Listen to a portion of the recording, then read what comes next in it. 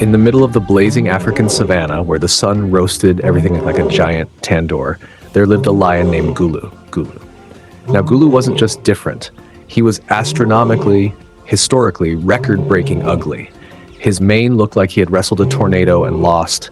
His nose leaned left like it was avoiding someone. His teeth pointed in every direction except straight, and one of his eyes always looked slightly confused about life. Even his tail looked unsure if it wanted to be attached to him. But the funniest part? Gulu believed he was drop-dead handsome.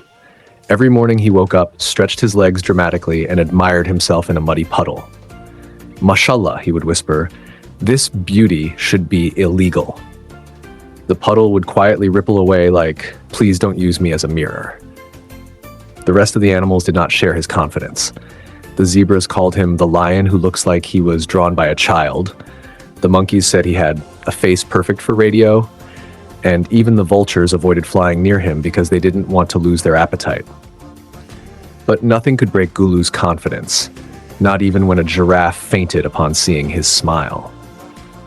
One fine morning, Gulu made a huge announcement to his brother Pharaoh, a lion so handsome he looked like he lived inside a shampoo commercial.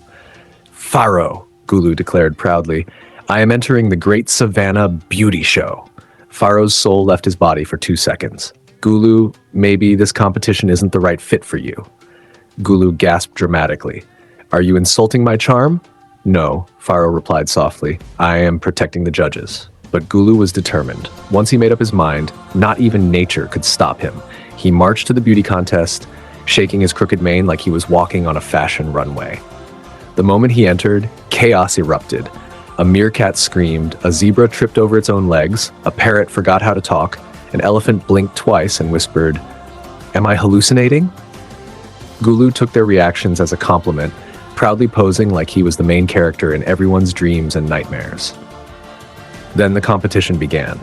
Other lions flipped their glorious manes, posed majestically, and roared like thunder. Gulu walked out with blind confidence, smiling wide enough to scare passing birds, and struck a pose that looked like a lion trying to imitate a duck. The judges, an eagle, a cheetah, and a very stressed-looking buffalo, just stared at him. The eagle whispered, "Is this safe?" The buffalo whispered, "I don't think so."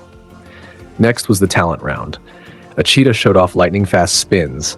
A zebra performed a dance routine. A monkey juggled coconuts. Then came Gulu. "For my talent," he announced proudly, "I shall roar beautifully." Everyone covered their ears. He roared. The sound was indescribable. It was like a goat crying, a chair collapsing, and a motorcycle failing to start, all at the same time. The judges froze. A baby warthog burst into tears. The wind stopped blowing as if the atmosphere itself needed a moment. But Gulu bowed proudly. Finally, the results were announced. Pharaoh didn't expect Gulu to win. Gulu, however, expected nothing less than first place. The judges lifted the banner with the winners' names. Gulu did not win. Gulu did not come second. Gulu did not even get a tiny pity certificate. Instead, the judges created a brand new award, the lion with the most heroic confidence, despite having no reason to be confident. Gulu's whole face lit up. "A special award? Just for me? I knew it. My beauty is revolutionary." He lifted the trophy, posed for pictures, 3 cameras broke, and walked away like a king. On the way home, Pharaoh sighed. "Brother, why do you still think you're handsome after all that?" Gulu flicked his tail with pride. "Because appearance doesn't matter. Confidence matters. And I have unlimited stock." Pharaoh laughed. "That, I can't argue with." From that day on, Gulu became a Savanna celebrity. Not for his looks, but for being the ugly lion who believed he was the hottest creature alive. Animals traveled from far places for advice, and Gulu always said, "If I can be confident with this face, anyone can." And the entire Savanna agreed.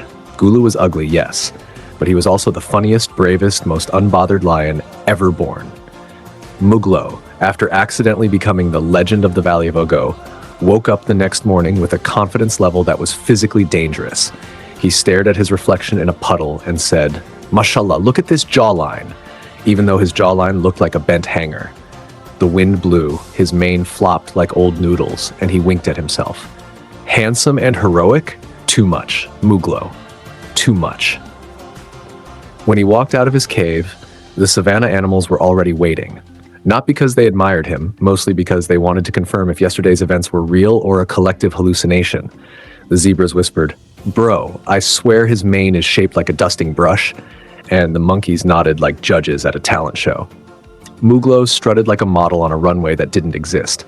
Behind him, like dust clouds, formed the shape of question marks because even nature was confused. His brother Zugo followed him closely, ready to record every embarrassing moment for emotional support, or blackmail. "So, Legend of Uggo," Zugo smirked. "What's today's plan? Saving the world again by tripping over your own tail." Muglo sniffed dramatically. "Jealousy smells terrible on you," Zugo replied. "That's just your breath." Muglo ignored him with the grace of a malfunctioning robot and climbed a rock to give his hero speech, even though no one asked for it. "My fellow Savannians," he began, pronouncing it absolutely wrong, "you are safe because I, Muglo the Extraordinary, exist." A giraffe in the back whispered, "Extraordinary? Yes. Extra ugly? Also yes." Muglo continued confidently, "Today, I will showcase my bravery with a dangerous stunt." The entire savannah groaned collectively. Even the trees leaned away a little. Muglo dramatically announced, "I will leap across the crocodile creek." The crocodiles chilling in the water blinked. One whispered, "Is this a sacrifice?" Zugo panicked. "Muglo, you can't even leap over a small rock without rolling like a potato." Muglo lifted a paw like a king, blessing his subject. "Fear not, my unhandsome brother. Some of us are chosen for greatness. Chosen by who? Destiny. Destiny must be drunk." But Muglo was unstoppable. He marched to Crocodile Creek, chest out, belly jiggling, tail behaving like it had its own Wi-Fi connection. Animals gathered around, squirrels brought popcorn, hyenas brought commentary. A parrot started live streaming verbally. "Ladies and gentlemen, Muglo is about to do something incredibly stupid. Stay tuned." Muglo stood at the edge of the creek, narrowed his eyes at the crocodiles, and said, "Behold, the flight of a legend." He took 3 steps back. Then 3 more, then 10 more because he still wasn't sure where the edge was. Finally, he sprinted, but his sprint looked like a washing machine on legs. He leaped. For one magical second, he actually looked majestic, like a hero, like a warrior, like a lion that might succeed. Then gravity remembered he existed. Muglo dropped straight down like someone unplugged him from the power source. Splash! The crocodiles freaked out and scrambled away, yelling, "Why is he so heavy? It's like a small cave fell on us." Muglo popped out of the water, floating awkwardly with his mane covering half his face like wet spaghetti. "Did I fly?" he asked. Zugo said, "Yes, you flew, straight down." The savannah didn't know whether to laugh or feel bad. The hyenas chose both. Muglo crawled out of the creek dramatically like a hero rising from ashes, except he was rising from mud, leaves, and crocodile confusion. He shook himself. Mud splattered everywhere as they hitting innocent bystanders, including a buffalo who now looked like he was wearing camouflage makeup. Muglo announced proudly, "Success! The crocodiles fled from my power." The crocodiles shouted from the water, "No, we fled because you nearly crushed us." Muglo ignored reality as usual. The animals stared. The wind paused. Even time hesitated. Then Muglo raised a paw and declared, "My legendary journey continues. Tomorrow, I will challenge the thunderclouds." Zugo facepalmed so hard a bird fell out of a tree. Muglo strutted away heroically, leaving behind a trail of mud, chaos, and confused crocodiles who were rethinking their entire life choices. And thus, the legend of the Ugly Lion grew even more ridiculous, even more chaotic, and absolutely unstoppable, because nothing on Earth was strong enough to stop Muglo, not even logic.